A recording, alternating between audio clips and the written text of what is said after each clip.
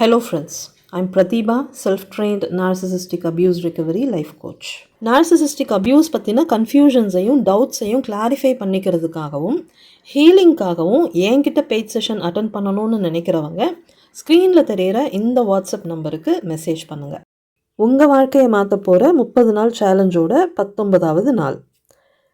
இன்னையிலேருந்து நீங்கள் உங்களுக்காக தினமும் 1 மணி நேரம் ஒதுக்கணும். இந்த 1 மணி நேரம் உங்களுக்கானது. இந்த நேரத்தை நீங்கள் உங்களுக்காக ஃப்ரீஸ் பண்ணுங்கள். ஏர்லி மார்னிங் இல்லைனா தூங்க போகிறதுக்கு முன்னாடி இல்லை டே டைமில் ஏதாவது ஒரு 1 ஹவரை உங்களுக்கான ஒரு செல்ஃப் டைமாக சூஸ் பண்ணுங்கள். இன்னையிலேருந்து டெய்லி அதை ஒரு ரொட்டீனாக ஃபாலோ பண்ணுங்கள்.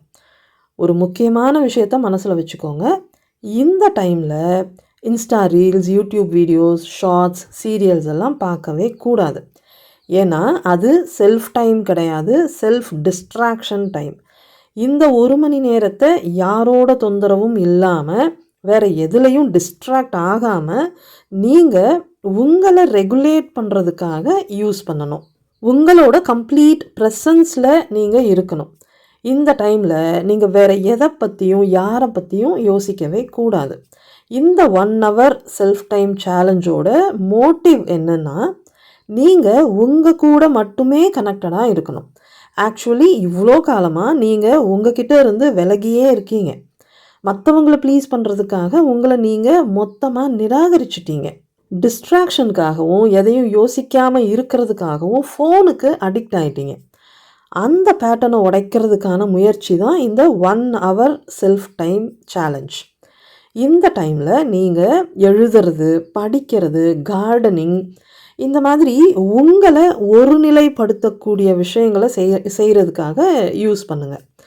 நீங்கள் இதை ஸ்டார்ட் பண்ணும்போது உங்களுக்கு ரொம்ப அன்கம்ஃபர்டபுளாக ஃபீல் ஆகலாம், கில்ட்டியாக ஃபீல் ஆகலாம், இனம் புரியாத ஒரு பயத்தை கூட நீங்கள் ஃபீல் பண்ணலாம், போர் அடிக்கலாம், வெறுப்பாக இருக்கலாம், லோன்லியாக ஃபீல் பண்ணலாம்.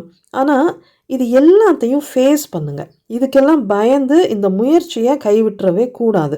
விடாமுயற்சியோட டெய்லி கம்பல்சரி இதை நீங்கள் ஃபாலோ பண்ணும்போது இந்த அசௌகரியம், குற்ற உணர்ச்சி, எரிச்சல், தனிமை, பயம் இது எல்லாத்தையும் தாண்டி நீங்கள் உங்கள் செல்ஃபோட கொஞ்சம் கொஞ்சமாக கனெக்ட் ஆவீங்க. உங்கள் அட்டானமி டெவலப் ஆகும். அதுக்கப்புறம் நீங்கள் என்ன பண்ணணுங்கிற தெளிவு உங்களுக்கே வரும். பத்திரமா இருங்க, பாதுகாப்பாக இருங்க, சந்தோஷமாக இருங்க. Bye friends.